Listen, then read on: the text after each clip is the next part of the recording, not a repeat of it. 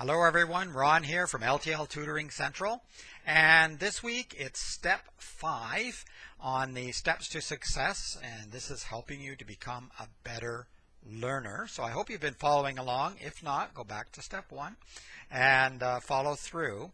Step 5 is all about listening with intent.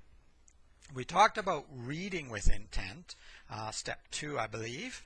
And listening with intent is similar. So just as with reading, you don't want to go in blind, so to speak. You want to be prepared. You want to have a reason for listening.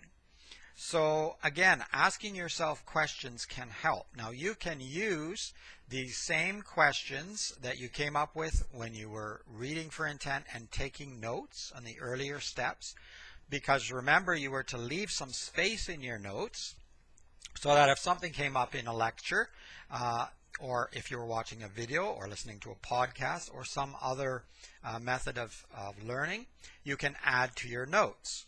Now, if you didn't leave enough space or you forgot to leave space, that's fine. You can always use another sheet of paper if you're doing it on paper, or you can do it on the computer. That's easy to move things around on the computer.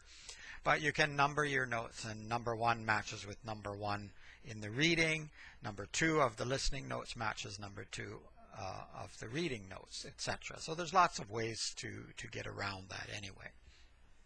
However, I want you to, when you go to a lecture, when you're listening to the teacher or the professor, or even if you're listening to a video, I want you to be prepared to comprehend and being engaged with the material, and asking yourself questions ahead of time can be very helpful, because then you're listening and waiting to hear if there are answers to those questions, and then as you're listening you can come up with other questions and then see if the speaker answers them during the rest of the lecture. If not, you can still use those questions, look back to the reading material, or of course, if you have the opportunity to speak to the teacher or the professor, you can ask him or her to clarify on the questions that you had or on the points that you weren't clear.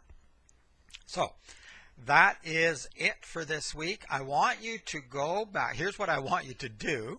I shouldn't say that's it, because here's what I want you to do. I want you to go back to some of the reading you did for steps 2, steps 3, and 4. You did your scheduling for step 4, so now you've got the time to do this.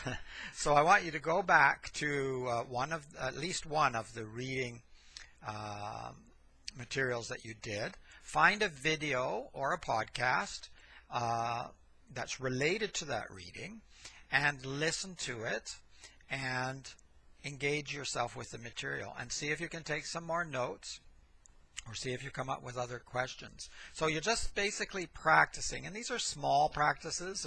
They're not as large as what you would be doing for a real course, especially at university. But these little practices can go a long way in helping you move step by step to becoming a better learner.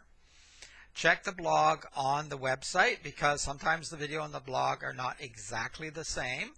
And also there's on the blog there are quotations, and I talk about the various quotations, and I'd love to hear your comments on what you think on the various quotations. We've been doing one a week for a while now, so those are also interesting. And this week in the blog I actually put a link to this week's quotation, because it is very relevant in the fact that you have to take control of your own education. So that applies to everything, but when you're reading with intent and when you're listening with intent, you are the master of your own education.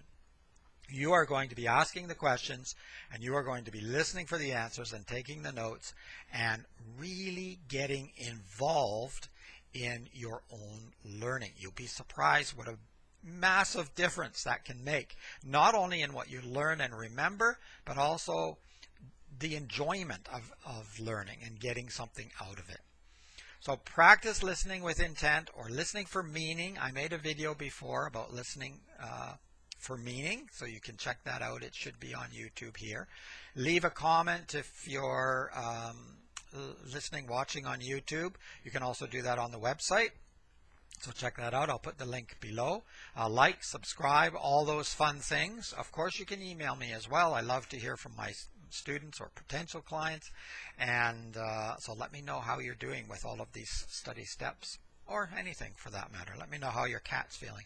It's Ron from L.T.L Tutoring Central, and I'll see you again next week, if not before. Bye-bye.